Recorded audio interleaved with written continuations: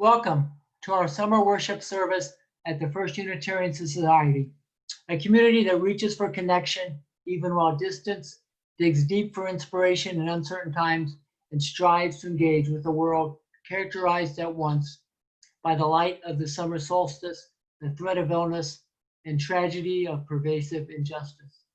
Welcome. My name is Mike Mann. Thank you so much for joining us with a special welcome to the Ithaca community, members of congregations outside Ithaca, and anyone who's joining us for the first time today. Like me, you are likely wishing we could all be together in the church parlor with musicians warming up their instruments and the loud hum of the electric fans. But instead, we gather together while physically apart, because amid all the uncertainty, we are certain that we need each other. Please be sure to check your email, our Facebook page, and our website for more information about how to create connections amidst this experience of physical distancing. If you'd like to receive weekly updates describing the opportunities for engagement, please email a request to office@uuithaca.org. Our service this morning has been pre-recorded, but Cheryl Botts, our speaker, and I will be joining coffee hour after the broadcast on Sunday, so you can share your reflections on her theme. You will also have the opportunity to share joys and sorrows at that time. We look forward to seeing you all. Our opening words are Guests of Existence, a meditation by Richard S. Gilbert. We are guests of existence, travelers on a sphere spinning in celestial orbit. For a time, we are hosted by the miracle of earth, recipients of its bounty, fed by its living waters and nourishing bread. We are sojourners in a brief interval between life and death. We are a transitory tick on the cosmic clock. Whether we have deserved our moment, we do not know. Whether we have earned the privilege of this odyssey is not for us to understand. All we know is that we are here, that the traveling is now rough and torturous, now smooth and rewarding. All we know is that there are times when life seems too long to endure, times when it seems too short to imagine.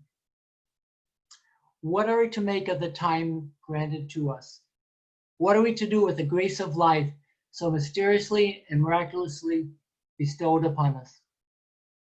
May we be grateful guests, thankful for our brief allotment of time, that most precious gem. May we rejoice with the love and joys of those who travel with us. May we forgive other guests who are ungrateful or rude.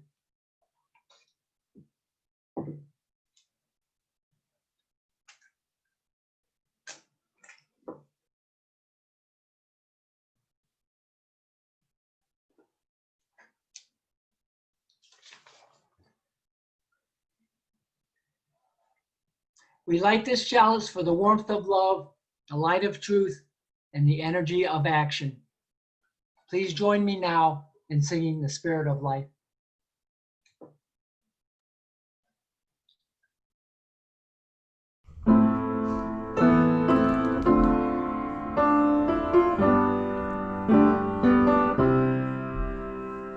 Spirit of life, come unto me. Sing in my heart all the stirrings of compassion. Blow in the wind, rise in the sea, move in the hand, giving life the shape of justice. Roots hold me close, wings set me free. Spirit of life, come to me, come to me.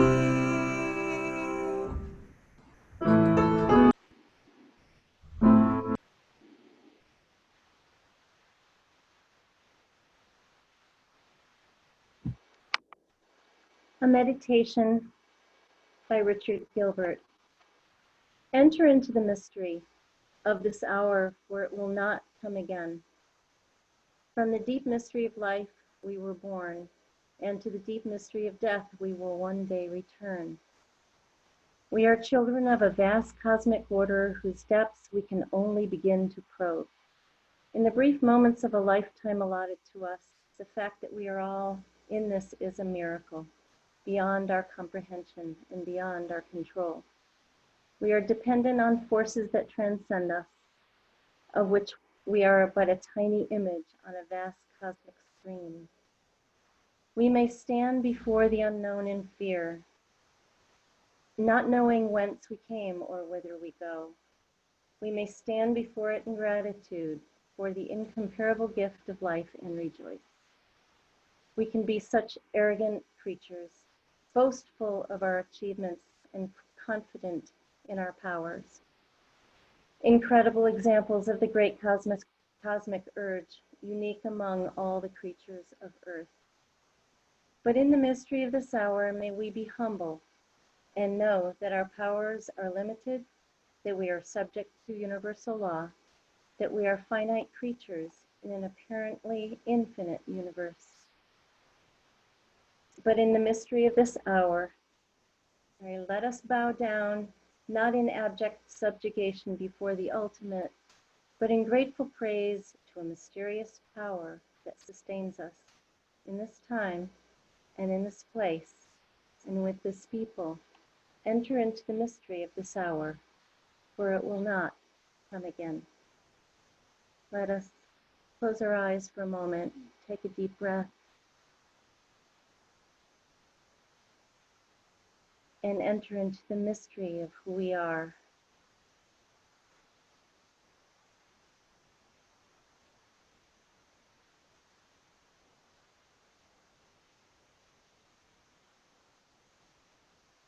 May it be so. Amen.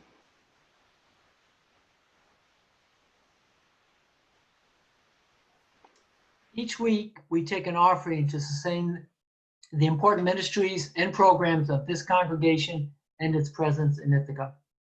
May these gifts bring about connection, inspiration, and engagement within these walls and beyond.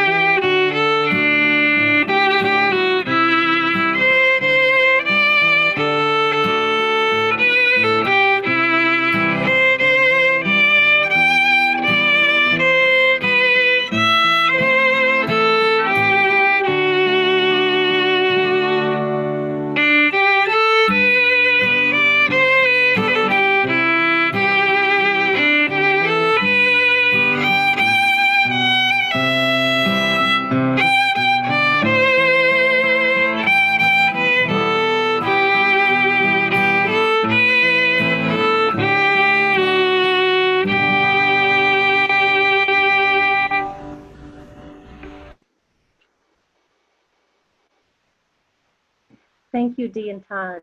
That was beautiful. So Kabir Hilmansky speaks on grace. He says, if we could see the arising of all events as opportunities to know and develop the qualities in ourselves, would we live in resentment toward what arises in each moment? With a center of gravity in essence, a yes arises. The yes of recognition rather than the no of resentment. Difficulty is first recognized even before it is transformed. Trouble becomes a reminder that we can tap the infinite qualities of the creative power. Through learning to participate in a certain dialogue with this power, an inner conversation that is both specific and spontaneous, we call upon the qualities we need to live fully, and we activate these qualities in ourselves: solidarity, courage, forgiveness, patience, or whatever is required. Every problem calls forth qualities from the treasury within us. Accepting more responsibility and challenges brings a greater activation.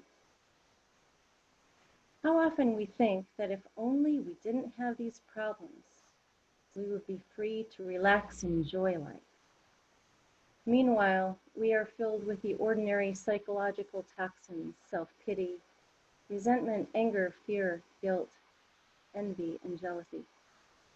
We must convince the intellectual mind of the stupidity and futility of these things, and put in their place the positive attributes of humbleness, gratitude, love, courage, emancipation, generosity, truth, and faith. We must do this in the workshop of the intellectual mind until it is quite clearly convinced, when the work will be shifted to the subconscious, superconscious mind. This is transformation.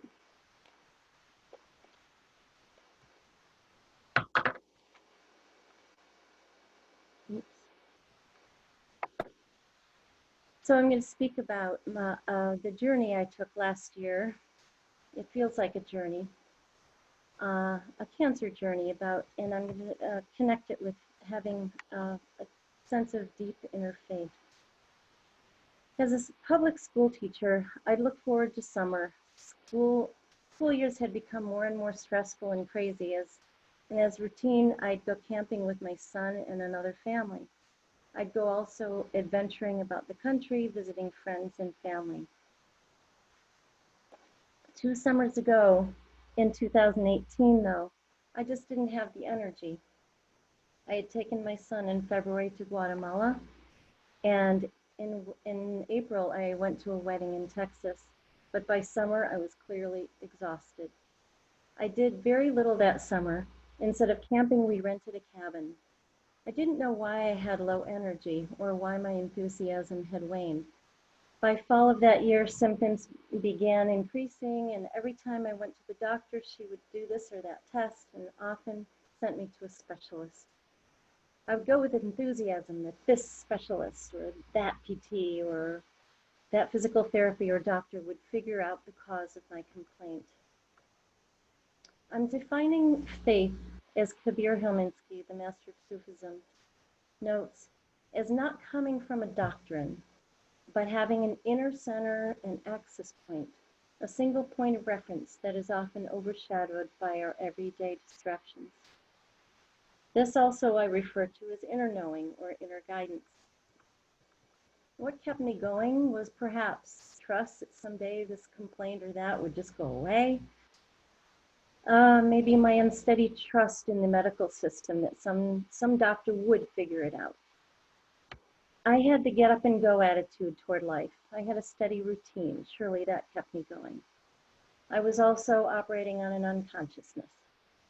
My son, I'm a provider, I'm a mom. He definitely drives me to keep going.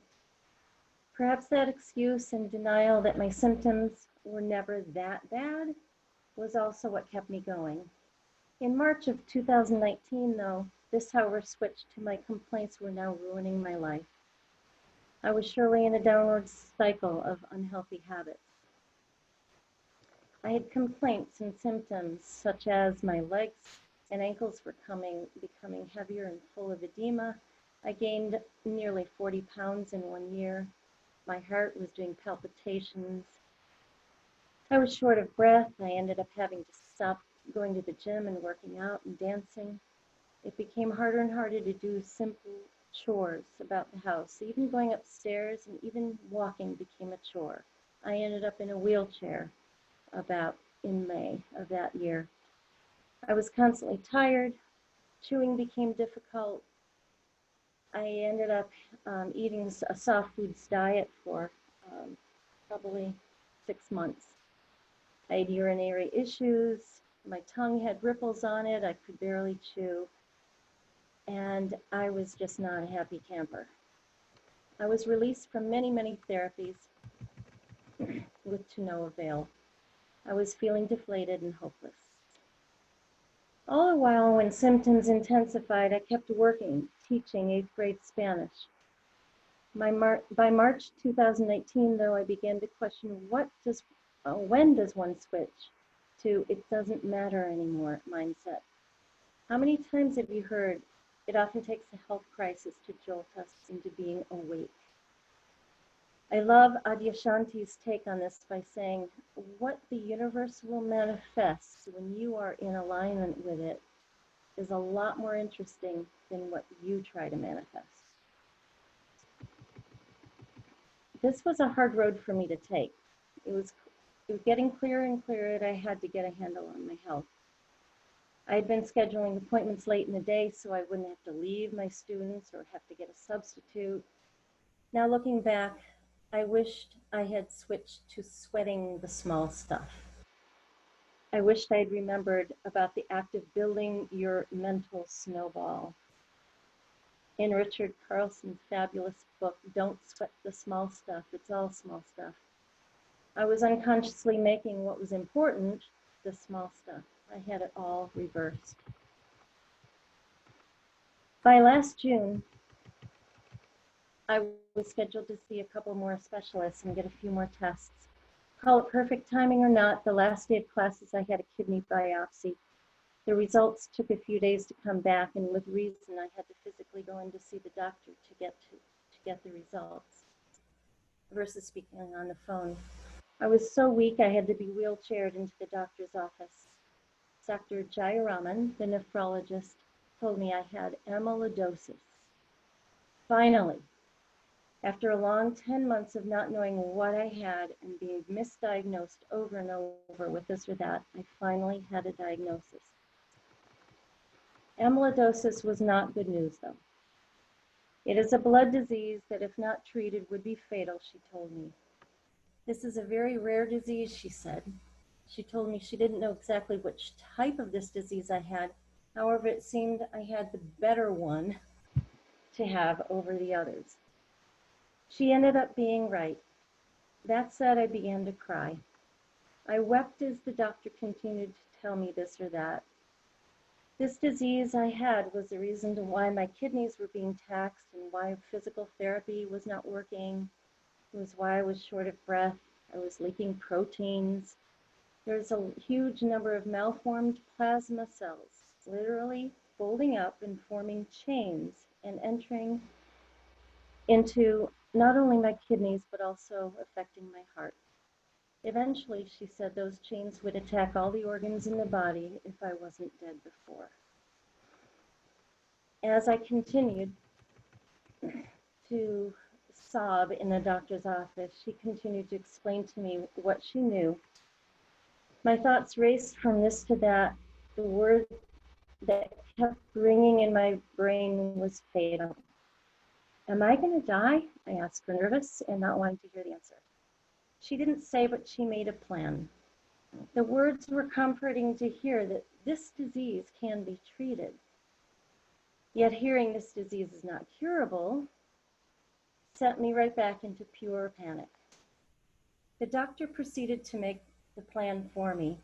There was urgency in her voice and in her actions.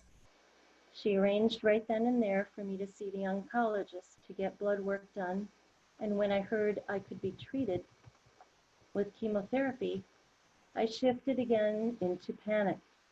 I had cancer, the big C. Oh my God. I said yes to chemotherapy right away, though she said this could buy me 3 to 5 years. This was yet another audible bunch of words, call it denial or call it survival mode, I was not willing to accept. I sobbed again, telling Dr. Jayaraman that I had a 12-year-old at home I was raising pretty much alone, and this life expectancy wouldn't even get me to see him graduate from high school. The mental state of mind after, of course, emotion took over is what I call inner faith or guidance, for lack of better terms. This faith I may have learned way back when my mother suddenly died when I was only 17. I don't know. It may be simply the desire to live. I was just not going to accept death right now. This was not conscious thinking, yet it was how I handled the next several days. The doctor was helping me, and she was my lifeline, so to speak, to my next steps. I'm also a firm believer in the power of prayer, of others focusing on another's well-being. I cannot recall how I drove home that day, but I did. I got big support from family and friends. The mantra for many hours after this appointment was, no, no, no, I'm not going to die.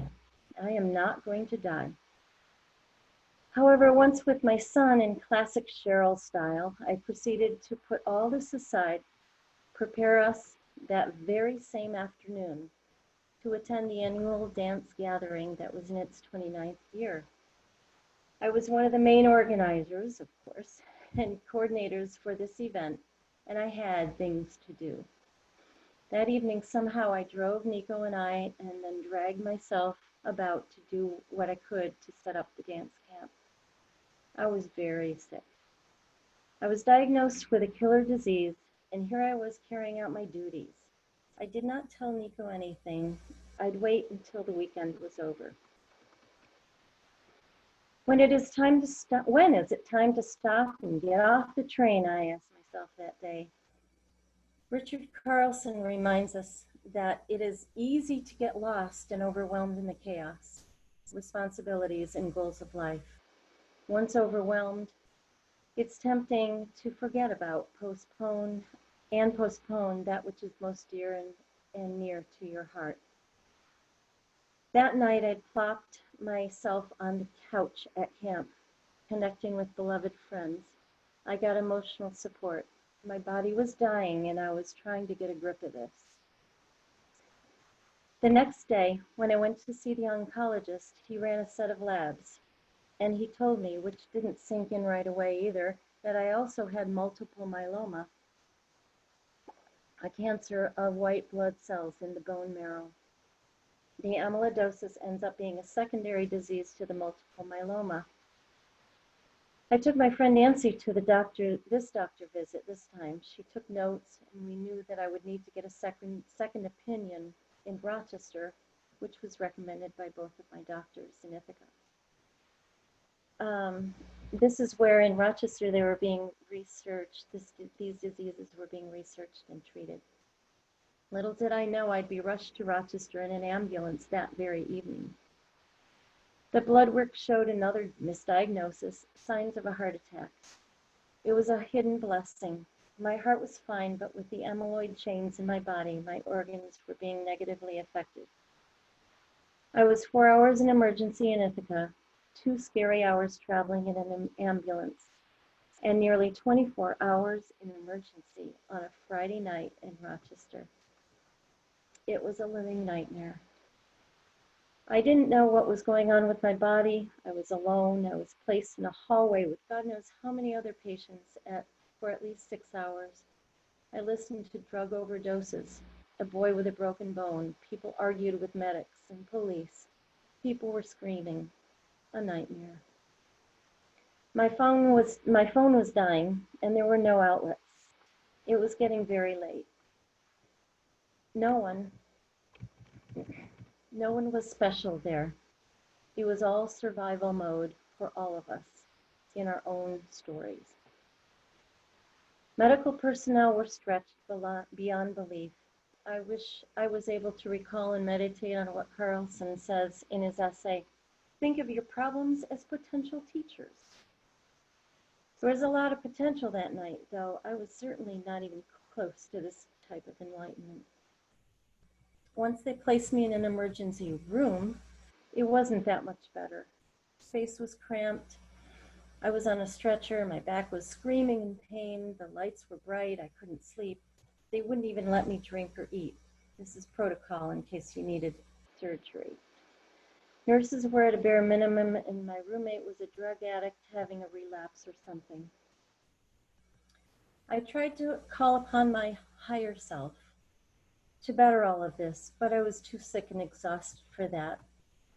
I did, however, tune in to the prayers I knew were being made on my behalf. After all, I had just left a camp of at least 80 amazing beings. I did feel that strongly. My friend Nancy came to be with me once it was finally morning. Bless her heart. I had spent one of the longest nights I can remember. Nancy became my health advocate as well as my disease researcher. By late that morning, I was transferred into the oncology center with the private room on the 7th floor of Strong Memorial Hospital. Complete reversal of scenes. There I stayed for 3 weeks. I was treated with maximum care, quality care, professionalism. I began chemotherapy within a couple days.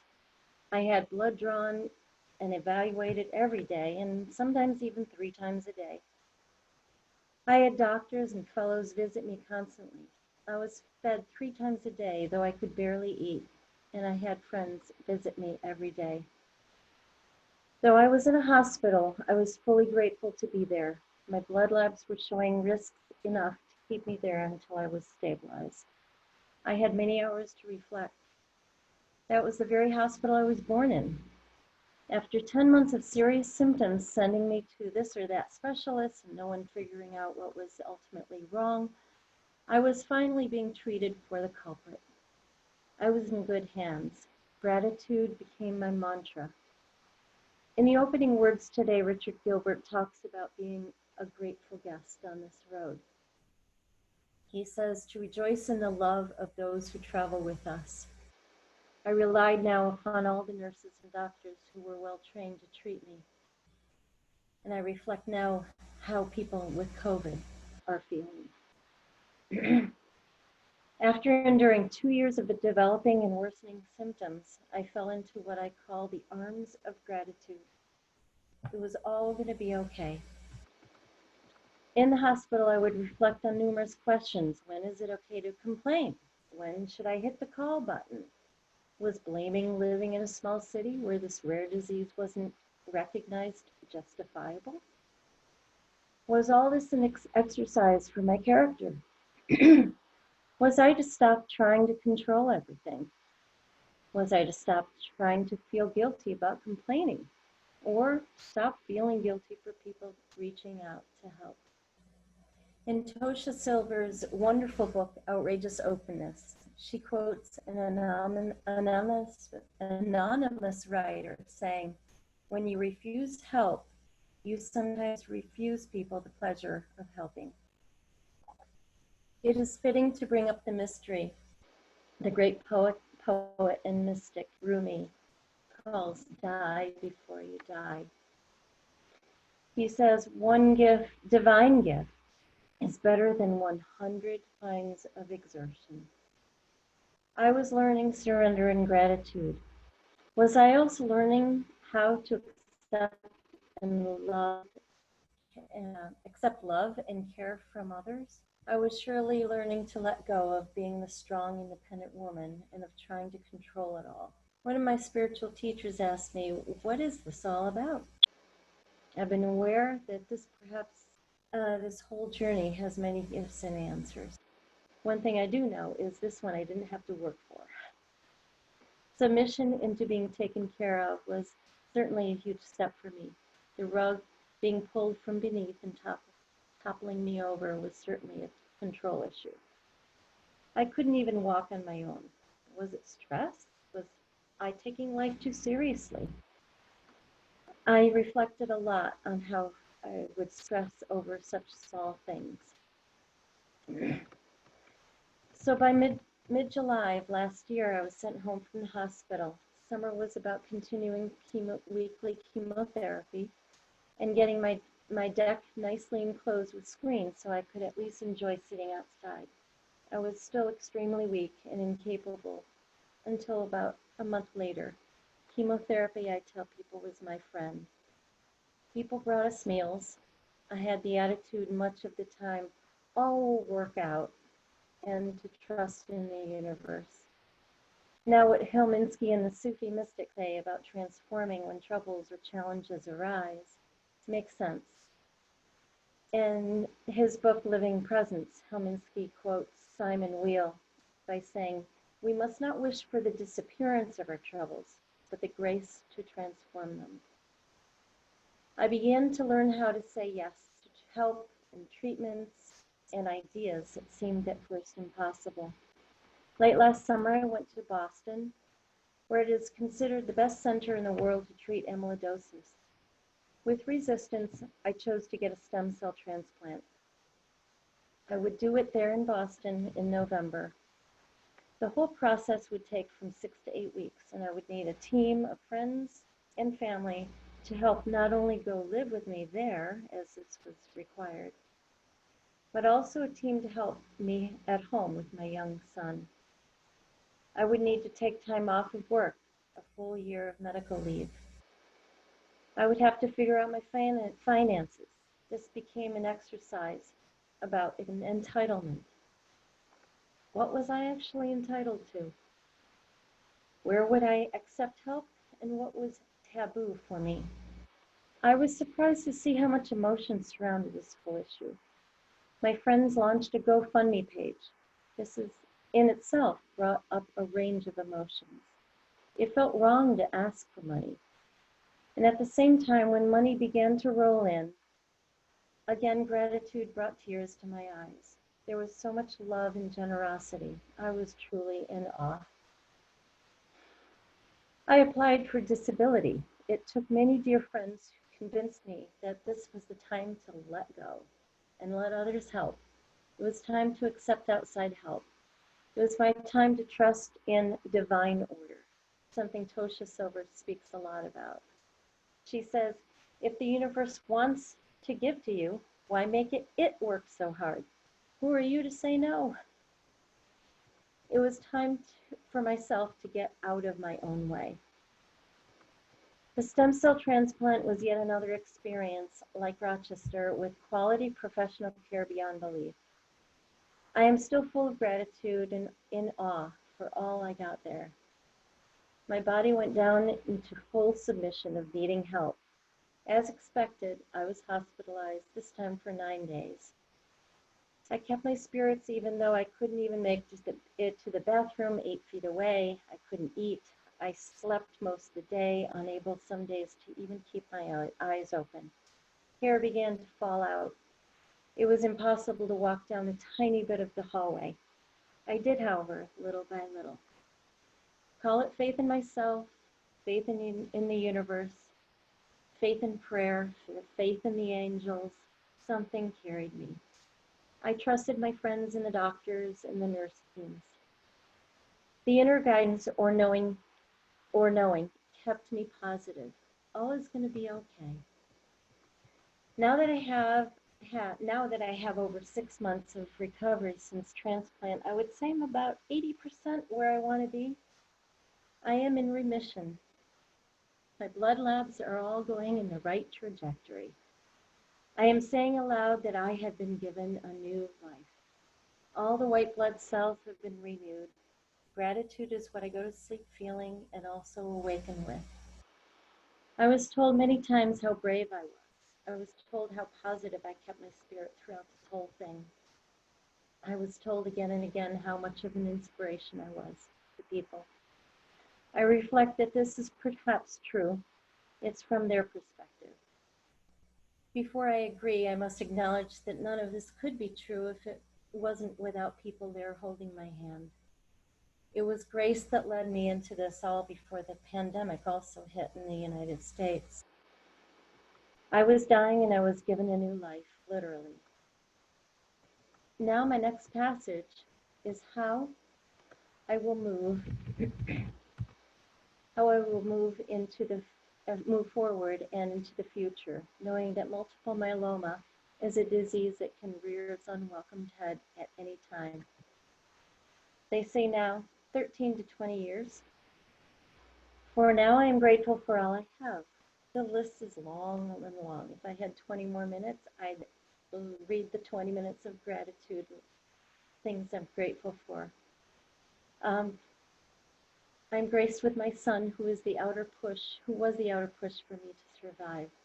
He was the first thought I had when I was told I had a fatal disease. It was the idea that I could not yet leave for his sake. He needs me.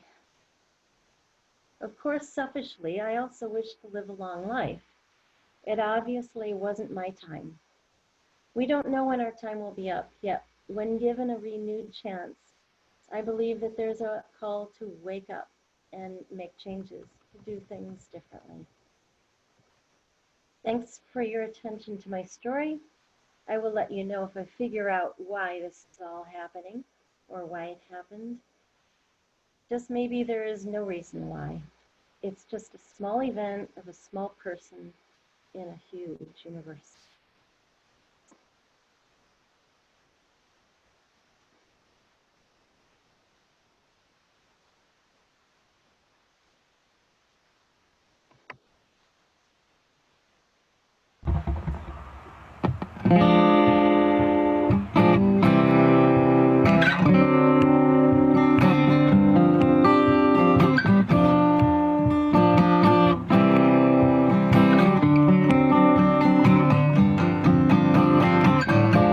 You don't know me, but I'm your brother. I was raised here in this living hell. You don't know my kind in your world. Fairly soon the time will tell you. Telling me the things you're gonna do for me. I ain't blind and I don't like what I think I see. Taking it to the streets, taking it to the streets, taking it to the streets. Take this message to my brother. You will find him everywhere. Oh, everywhere people live together. Tied in poverty's despair.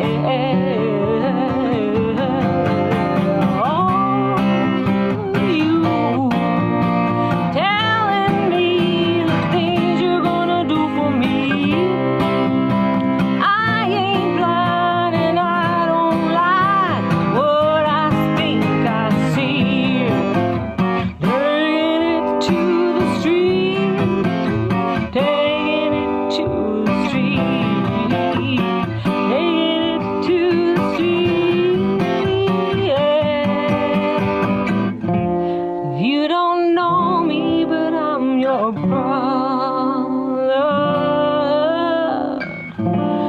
I was raised here in this living hell. You don't know my kind in your world. Fairly soon the time will tell.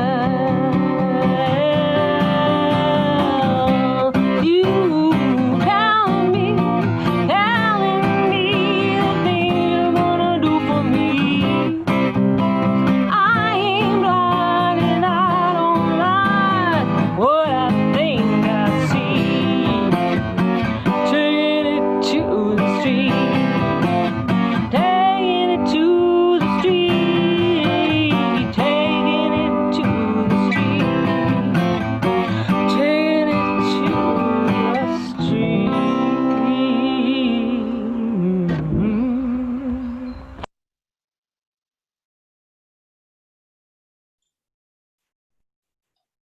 The Guest House, a poem by Rumi.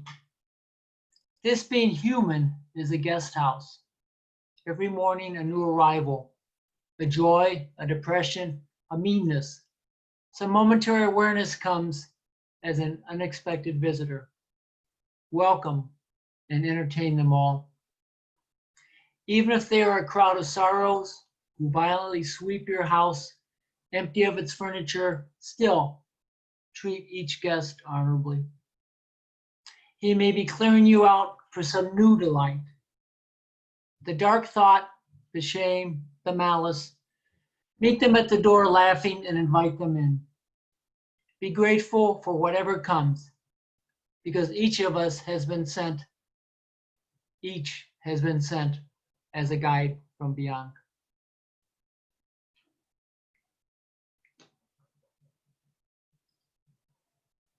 We extinguish this chalice, but not the hope, love, and courage that it represents. We carry our love and our courage out into this beautiful and broken world. Our service is now ended, but now let our true service begin.